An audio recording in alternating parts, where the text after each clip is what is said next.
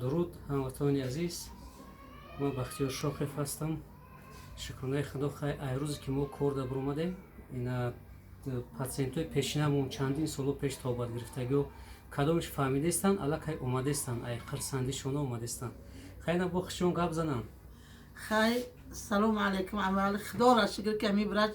اومده از اینا من شنویدم نوستم دین حیدم گروه خیسم داری دهن نوستم بچه کم کی خدا را شکر او شوی کورم از 1000 مرتبه شکر پیش خدا شکر اونا کم بودم خدا 100 سالش کنه و کمال پیریش بلاس اونا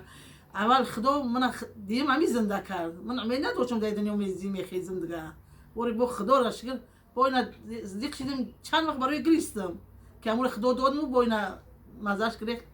اینمون او باش نویدم با خرسان شدم اینا داو امروز خیستم اومدم که برام کولی چه مد دوومدم که کوسود میشم 1000 مرتبه شکر الهی 100 سالش کنه و کمال پیریش بلاس اونا دائما سربلند کرده پروردگار هرگز دشت خورا نبینه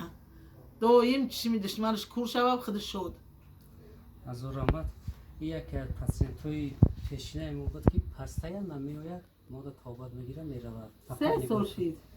نه 3 سال شد. فقط نگاهشون میکنم. انا هستن اویلوی پاцієنت رو نگاه میکنه بسیار هم پاцієنت شکر خدا خیر امروز ما هم کرده هستیم اینا کسی که با درک یافتسته مرحمت بیم با توبتون بگیریم این مادر وقتی اومده بود توبت اومد وزبین بود